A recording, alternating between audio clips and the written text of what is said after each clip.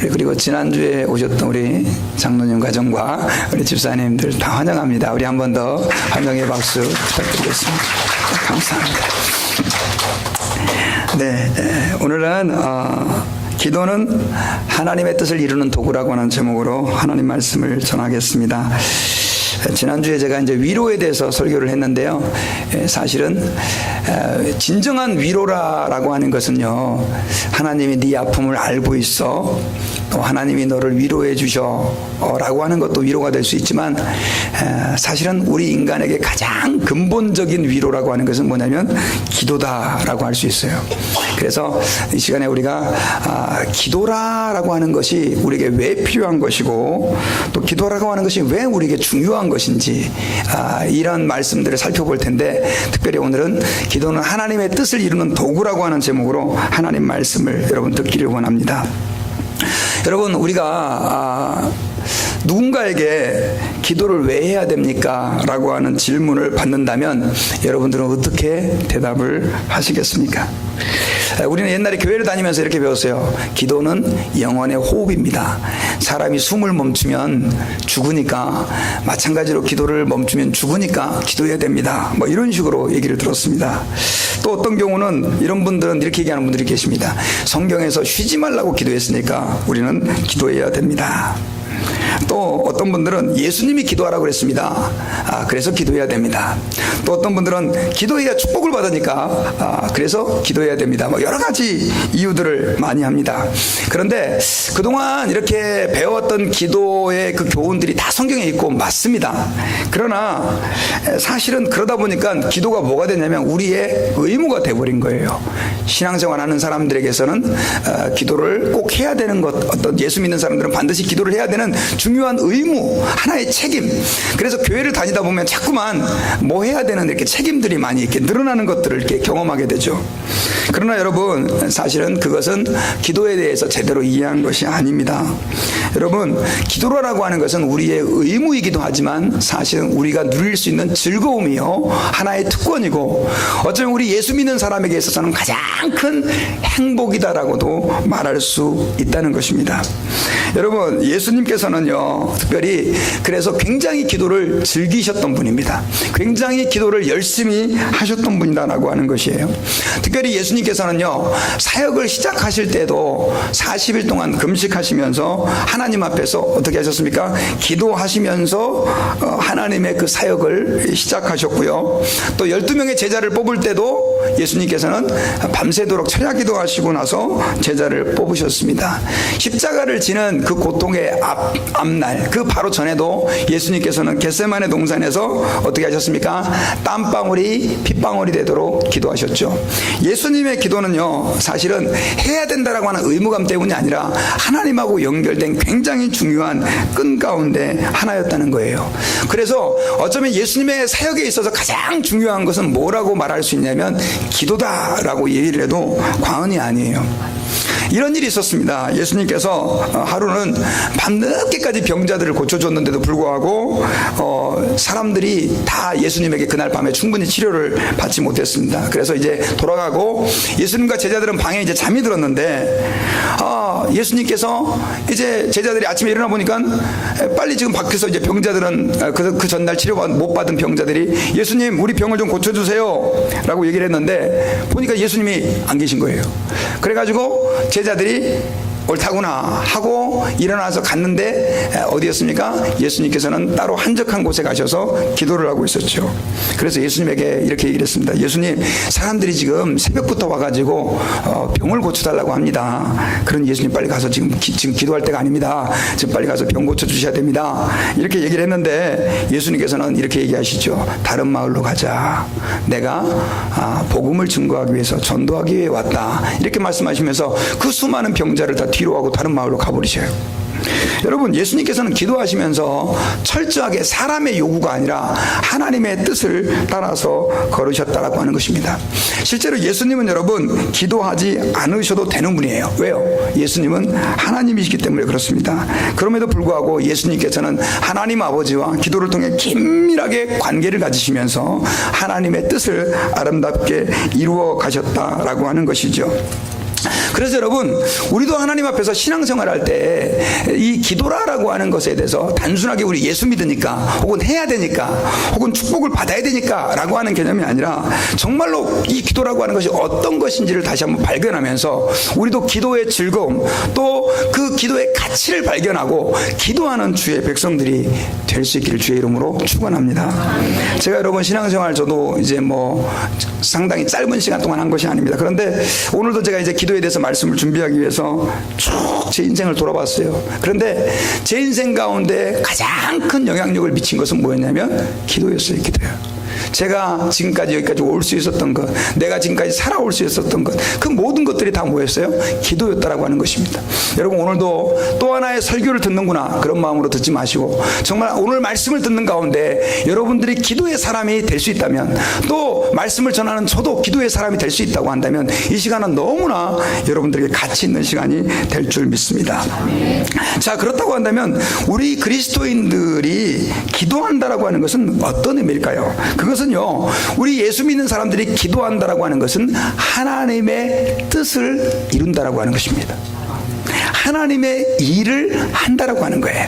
우리 한번 옆에 있는 분들에게 한번 이렇게 인사합시다. 기도는 하나님의 뜻을 이루는 것입니다. 여러분, 주님은요, 우리하고 상관없이 모든 것을 하실 수 있는 분입니다. 믿습니까? 그런데 주님은 그 온 세상을 다스리고 통치하는 일을 하나님 혼자 하지 아니하시고 우리에게 맡겨주셔서 우리와 함께 우리를 통해서 하나님의 일을 하시기를 기뻐하셨어요. 그래서 오스왈드 스미스라고 하는 사람이요, 이런 얘기를 했습니다. 우리가 일할 때 일하는 건 우리다. 그러나 우리가 기도할 때 하나님이 일하신다. 기도라고 하는 것은 뭐냐? 바로 하나님이 일하시는 과정이에요. 하나님은 이 땅에서 하나님의 일을 하시지만 어떤 사람과 함께 일하셔요? 기도하는 사람을 통해서 하나님의 일을 하는 것이죠. 그러니까 기도는 결국 뭡니까? 우리가 뭔가를 받고 뭔가를 누리고 단순하게 이 정도 일이 아니라 하나님의 일을 이루어가는 과정이다라고 하는 것이지요. 여러분, 오늘 본문을 보면요, 아브라함이 그랄 땅에 살게 됩니다. 근데 거기에서 아브라함이 큰 실수를 하게 돼요. 어떤 실수를 하게 되냐면, 자기의 부인이 이름이 사레였는데요, 이 사레를 자기 여동생이라고 속이기로 결정을 한 겁니다. 왜 그런 결정을 했냐면, 사레가 너무 이쁜 거예요. 참, 아내가 이쁘신 분들은 행복하기도 하겠지만 걱정도 좀 되실 거예요. 근데 이 아브라함이 가는, 특별히 창세기 12장에도 애굽에서도 이제 그런 일이 있었는데, 그란에 거주하면서 그 지역에 가서 살다 보니까 사람들이 자기 부인이 너무 예뻐서 자기를 죽이고 부인을 뺏을까봐 부인하고 합의를 하죠. 그리고 그 당시만 해도 사촌과 결혼할 수가 있었어요. 그 사실 아브라함의 아내였던 사레는 사촌 여동생이었습니다. 그러니까 어차피 여동생이니까 여동생으로 하자, 그렇게 합의를 한 거예요. 근데 이제 들어가서 이 여자 누구냐 했더니 사촌 여동생이냐 그러니까, 그 그랄의 왕이 이름이 아비멜렉이라고 하는 왕이었는데, 보니까 이 사람이 부인이 너무 사촌 여동생이 너무 이뻐가지고 그 여자를 자기 와이프로 데려가 버린 거예요. 큰일 났습니다. 그래가지고 이제 그 여자를 이제 뭐 왕이니까 어쨌든 다 시켜놓고 이제 준비를 시키겠죠. 왕이 같이 잠자리를 하려고. 그런데 그날 밤에 아비멜렉이 잠을 자고 있는데 꿈에 하나님이 나타납니다. 나타나가지고 그 아비멜렉에게 경고를 해요. 뭐라고 얘기했냐면, 너는 그 여인으로 인해서 죽을 것이다. 왜냐하면 그 여자는 남편이 있는 여자다. 이렇게 막 하나님이 꿈에 나타나가지고 경고를 하니까 아비멜렉이 얼마나 무서웠겠습니까? 그래가지고 결국은 이제 아비멜렉은 어떻게 해요? 하나님께서 그렇게 꿈에 경고했으니까 그 사라를 가까이 할 수가 없었지요. 그래가지고 나중에 이제 누구를 부르냐면 뭐예요? 아브라함을 부릅니다. 아브라함을 불러가지고, 아니 너는 왜 네 부인을 여동생이라고 속였냐. 그랬을 때 이제 아브라함이 자초지정을 얘기해요. 그랄 사람들은 하나님을 두려워하지 않는 사람들인데 내 부인이 너무 예뻐서 이 사람들이 나를 죽이고 부인을 뺏을까봐 두려워해가지고 그렇게 거짓말을 했다라고 얘기를 해요. 그러면서 나중에 이제 아비멜렉이 꿈에 하나님이 자기에게 나타난 이야기들을 이제 아브라함에게 하는 겁니다. 근데 그 꿈 속에서 하나님이 한 얘기 가운데 이런 얘기가 있었어요. 무슨 얘기냐면 창세기 20장 7절에 보면요, 자 이제 그 사람의 아내를 돌려보내라. 그는 선지자라. 그가 너를 위하여 기도하리니 내가 살려니와 내가 돌려보내지 아니하면 너와 내게 속한 자가 다 반드시 죽을 줄 알지니라. 이게 사실 하나님께서 아비멜렉에게 한 얘기거든요. 만약에 아브라함이 너희들을 위해서 기도해 주지 않으면 어떻게 했나? 내가 니네들을 살려주지 않겠다, 이런 얘기를 하는 거예요. 그래서 이제 그런 이야기들을 하고 아비멜렉은 어떻게 해요? 아브라함과 사라에게 아주 많은 선물을 안겨주고 그냥 그대로 돌려보냅니다. 그렇게 하고 나서 이제 돌아가는 길에 아브라함이 창세기 20장 17절에 우리가 오늘 읽은 본문이죠. 같이 한번 읽읍시다. 시작. 아브라함이 하나님께 기도하며 하나님이 아비멜렉과 그의 아내와 여종을 치료하사 출산하게 하셨으니. 자, 아브라함이 그래서 결국은 기도를 하는데 그 기도로 인해 가지고 하나님은 어떻게 합니까? 다시 아비멜렉을 용서해주고 그의 가정을 치료해주고 회복시켜주는 내용이 오늘 본문 가운데 기록되어 있어요. 여러분, 사실은 아브라함은 꿈에 아비멜렉은 꿈에 하나님이 나타났을 때 뭐라고 회개를 했냐면, 하나님, 나는 아브라함이 거짓말해서 그렇게 한 겁니다. 나는 일부러 그런 거 아닙니다. 그랬을 때 결국은 하나님은 그냥 거기서 다 용서해 줄 수 있었어요. 그럼에도 불구하고 아브라함의 기도를 통해서 그를 회복시키시고 그를 치유하기를 원하셨어요. 여러분, 마찬가지예요. 우리가 하나님 아버지 앞에서요, 기억해야 될 것이 있습니다. 하나님께서는 하나님의 일들을 이루어 가시는데 어떻게 이루어 가시느냐? 기도함을 통해서, 기도를 통해서 하나님의 일들을 이루어 간다라고 하는 것을 기억해야 돼요. 만약 아브라함의 기도가 없었다고 한다면 아비멜렉과 그의 가족들은 어떻게 했습니까? 다 죽었을 것입니다. 하나님은 아비멜렉이 회개하면 바로 용서해 줄 수 있으셨지만 그럼에도 불구하고 아브라함의 기도를 통해서 그러한 역사를 이루어 주셨던 것을 우리가 기억을 해야 됩니다. 성경에 이런 예가 또 있어요. 욥의 경우도 그래요. 욥기 42장 10절에 우리 같이 한번 읽어볼까요? 시작. 욥이 그의 친구들을 위하여 기도할 때 여호와께서 욥의 공경을 돌이키시고 여호와께서 욥에게 이전 소유보다 갑절이나 주신지라. 자, 욥의 친구들이 사실은 엉뚱한 소리로 욥이 고통받고 있을 때 더 욥을 힘들게 만들었어요. 그래가지고 나중에 하나님께서 이제 분노를 하시고 결국 그 친구들을 회복시켜 주시는 방법으로 또 뭘 사용하셨냐면 욥의 기도를 사용하신 거예요. 그래서 욥이 친구들을 위해서 기도를 했는데 결국은 하나님은 그 친구들의 그 잘못과 허물도 용서해 주시고 또 욥에게 뭘 주셨어요? 수유보다 갑절이나 축복을 해 주신 내용이 오늘 성경에 기록되어 있다라고 하는 것입니다.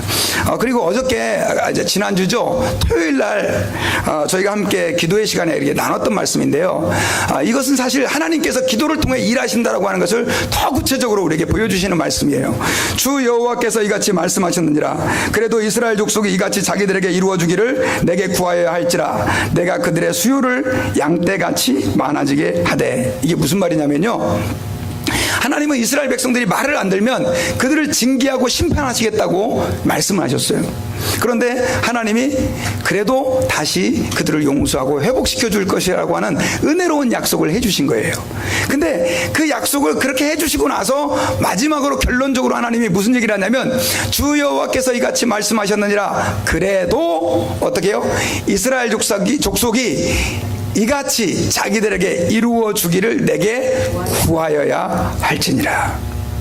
자, 하나님은 그냥 회복시켜주면 돼요. 그렇죠? 예언하셨으니까.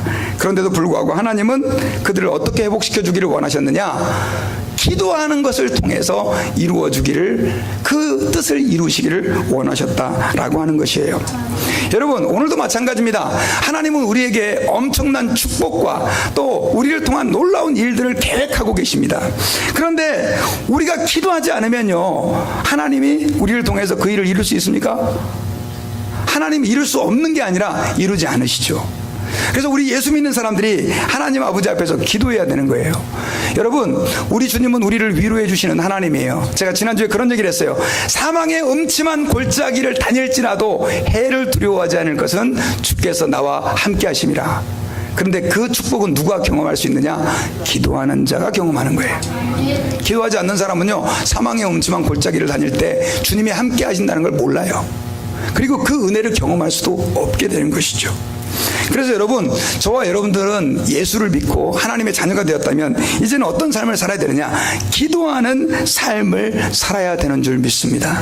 우리의 삶의 모든 현장, 순간순간들이 기도가 되어야 될 줄 믿습니다. 하나님은요, 기도함을 통해서 우리에게 자신을 나타내 보여주시고 하나님을 신뢰하도록 역사해 주신다는 거예요. 여러분, 저는 모태신앙이 아니었어요. 그래서 어렸을 때 신앙생활 안 했어요.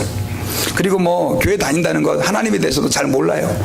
근데 이제 우연히 중학교 때부터 교회를 좀 다니고 고등학교 때부터 열심히 교회를 다녔는데, 사실은 성경을 배우니까 그냥 이거예요. 그렇구나.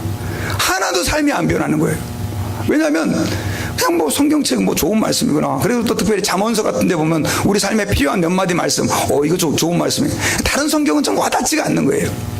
근데 기도함을 통해서 하나님을 경험하게 되면서, 기도했더니 하나님이 응답하시네, 기도했더니 하나님이 역사하시네, 이걸 경험하니까 그전에는 그냥 성경책이 뭐 좋은 책이구나, 검은 건 것이고, 그리고 제일 교회에서 제가 듣기 힘들었던 얘기가 뭐냐면 성경 읽으라는 얘기예요. 이거 뭐 어려워 죽겠는데 자꾸 교회에서 읽으라고 막 그러니까 힘들었었어요. 근데 제가 정말 제 인생의 문제를 가지고 하나님 앞에 기도하다가요, 주님을 정말 인격적으로 제가 만났어요.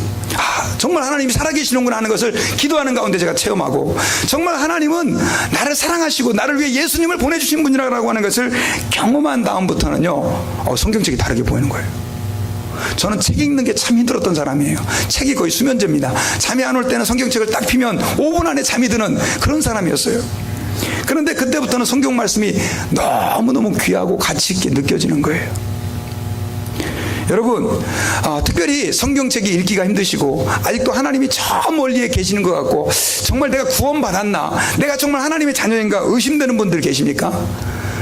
오늘부터 기도를 시작해 보십시오.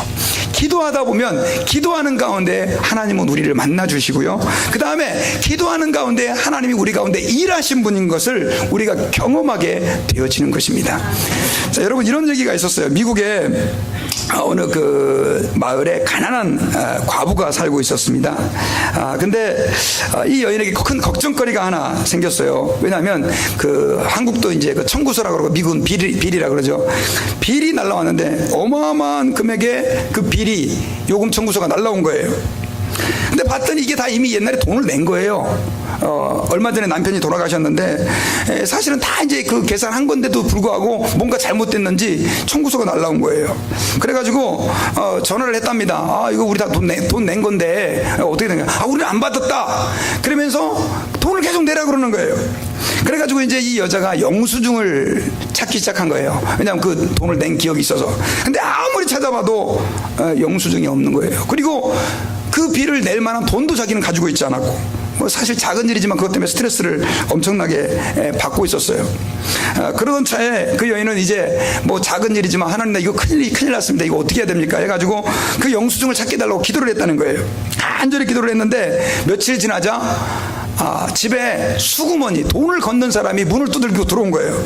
그러면서 방문해가지고 왜 돈 안 내냐고 기도를 열심히 했는데, 만약에 당신이 돈을 안 내면 우리는 법정에다가 당신을 고소하겠다, 이렇게 막 나오는 거예요. 그냥 막 여자를 윽박지르는 거예요. 너무너무 답답하고 힘들어가지고 어찌할 바를 모르고 있었는데요, 신기한 일이 일어났어요. 바로 그때 나비 한 마리가요, 열린 창문으로 날아 들어왔답니다. 이걸 본 그 여인의 아들이 하나 있었는데, 나비를 보니까 왜 나비가 창문으로 들어오지 하면서 봤는데 숙제가 생각이 난 거예요. 무슨 숙제가 나냐면 뭐 이렇게 그 나비 같은 거 잡아오라고 하는 뭐 그런 거였나 봐요. 그래가지고 이제 나비를 잡아서 학교에 과제물로 내려고 그 나비를 잡으려고 막 쫓아다니기 시작했대요. 근데 나비가 막 이리저리 도망을 가는 건데, 나중에 어디로 도망을 하냐면 소파 그 등받이 뒤쪽으로 이렇게 내려앉는 거예요. 그래가지고 이제 이 아이가 나비를 잡을 게 그 안으로 쑥 들어간 거예요. 그래서 나중에는 그 들래니까 아이가 못 들잖아요, 엄마하고. 그래서 그 수구만 아저씨한테 아저씨 이거 좀 한번 좀 같이 들어주세요 해가지고 이제 딱 옮겼는데, 거기에서 뭐가 나왔냐, 영수증이 나온 거예요. 그래가지고 그 여인이 감사하면서 그 문제가 해결됐다라고 하는 사소한 문제지만, 여러분, 그 문제를 통해서 그 여인은 더 하나님이 자기의 삶 가운데 일하시고 자기의 삶을 이끄시는 분이라고 하는 것을 경험했던 것을 우리는 추정해 볼 수가 있죠. 여러분, 스펄전 목사님은요, 그래서 우리에게 이런 얘기를 했어요. 10년을 염려하는 것보다 차라리 10분간 기도하는 것이 좋다. 우리 옆에 있는 분들에게 한번 이렇게 인사합시다. 10년을 염려하는 것보다 차라리 10분간 기도하는 편이 좋다. 좋습니다. 이렇게 한번. 여러분, 기도라고 하는 것은요, 사실은 하나님 아버지 앞에서 우리가 하나님의 능력을 경험하는 중요한 열쇠. 그래서 염려만 하지 말고 우리는 어떻게 해야 됩니까? 하나님 앞에서 우리의 삶의 문제를 맡기고 기도해야 돼요. 레날드 레노벨은 그래서 이런 얘기를 했어요. 1000만 명의 군사보다 하나님 앞에서 기도하는 한 사람이 더 위대하다. 말이 안 되는 얘기 같지만, 여러분, 그러나 하나님께서 정말 창조주이시고 우리의 삶을 움직일 수 있는 분이라고 한다면, 기도라고 하는 것은 1000만 명의 군사보다도 위대한 사람이다, 위대한 것이다 라고 하는 것입니다. 그러므로 여러분, 우리가 이 발등 바처라고 하는 사람이 한 말인데요, 이게 한번 좀 주의 깊게 봐야 돼요. 우리가 고통과 슬픔으로 엎드려 있다면 우리에겐 답은 기도할 것밖에 없고요. 핍박을 받고 욕을 받고 미움을 받고 있습니까? 우리는 기도할 것밖에 없고, 죽음이 우리 집안에 찾아왔습니까? 기도할 것밖에 없어요. 이것은 우리의 삶의 모든 문제를 어떻게 하라는 것입니까? 하나님 앞에 맡겨서 기도하라는 거예요. 그래서 기도하다 보면요, 사실은 우리에게 있어서의 큰 문제와 고통이라고 하는 것은 어떻게 말하면 작은 별것 아닌 것에 불과하게 되어진다라고 하는 것을 저희들이 기억해야 됩니다. 그래서 우리 예수 믿는 사람들은요, 하나님 아버지 앞에서 기도는 하나님의 뜻을 이루는 수단이라고 하는 것을 마음에 기억하고, 우리가 기도하면 결국 우리는 누구를 하나님의 일을 하게 되어진다라고 하는 사실을 저희들은 마음으로 기억해야 한다라고 하는 것입니다. 그런데 그럼에도 불구하고 기도하지 않는 사람들이 있어요. 특별히 여러분, 기도하지 않는다라고 하는 것은, 그래서 우리는 이렇게 말할 수 있어요. 하나님의 사역을 지연시키는 거다. 내가 만약에 기도함으로 하나님의 일을 하는 것이라고 한다면, 만약 우리가 기도하지 않는다고 한다면 그것은 뭡니까? 하나님의 사역을 지연시키는 거예요. 하나님의 일을 내가 하지 않게 되어지는 것이다 라고 하는 것이에요. 여러분, 저와 여러분들은 하나님의 뜻을 이루기 위해서, 그래서 하나님 아버지 앞에서 마음을 다하고 힘을 다하고 정성을 다해서 하나님께 기도해야 될 줄 믿습니다. 예수님께서는요, 특별히 히브리서 5장 7절에서 이렇게 간절히 기도하셨어요. 같이 한번 읽어봅시다. 시작. 그는 육체에 계실 때 자기를 죽음에서 능히 구원하실 이에게 심한 통곡과 눈물로 간구와 소원을 올렸고, 그의 경건하심으로 말미암아 들으심을 얻었느니라. 예수님은 육체에 계실 때, 이 땅에 계실 때 어떻게 기도하셨어요? 심한 통곡과 눈물로 간구와 소원을 올렸다라고 말씀하고 있어요. 여러분, 우리는 예수님께서 그렇게 기도하셨던 이유가 뭡니까? 결국은 하나님의 뜻을 이루기 위한 발버둥이었다는 거예요. 그래서요, 좀 여러분 심한 얘기지만, 우리가 하나님 앞에서 기도하지 않는 것은 뭐가 됩니까? 죄가 된다라고 하는 것을 기억해야 돼요.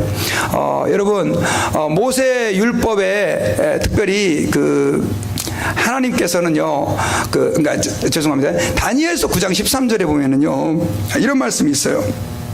모세의 율법에 기록된 대로 이 모든 재앙이 우리에게 임하였음에도 불구하고 우리는 돌이켜 우리의 불법들을 떠나 주의 진리를 깨닫고자 하여 우리 하나님께 기도하지 아니하였나이다. 이거 다니엘이 하나님께 기도하면서 회개한 내용이거든요.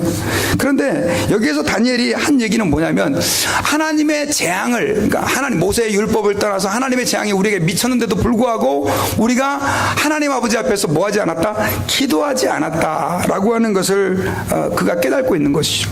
다니엘은 하나님 아버지 앞에서 기도하지 않은 죄를 회개하고 있어요. 특별히 여러분, 사무엘은 뭐라고 얘기를 했습니까? 내가 기도를 쉬는 죄를 범치 않겠다, 이런 얘기를 했어요. 여러분, 제가 오늘 이제 예배당에 와서 그렇게 하나님께 기도를 했어요. 하나님, 제가 기도 쉬는 죄를 범치 않게 해주세요. 여러분, 우리는 하나님 아버지 앞에서 기도하지 않는 것이, 기도를 쉬는 것이 죄라고 하는 생각들을 잘 못해요. 근데 우리 예수를 믿는 사람이, 하나님 앞에 부름받은 사람이 하나님의 뜻을 이루기 위해서 우리에게 기도의 특권을 주었는데 그걸 사용하지 않는다면 결국 그것은 죄가 되는 것이죠. 그래서 사무엘이 그런 고백들을 하고 있는 것입니다. 이거 좀 더 심각한 경우도 있습니다.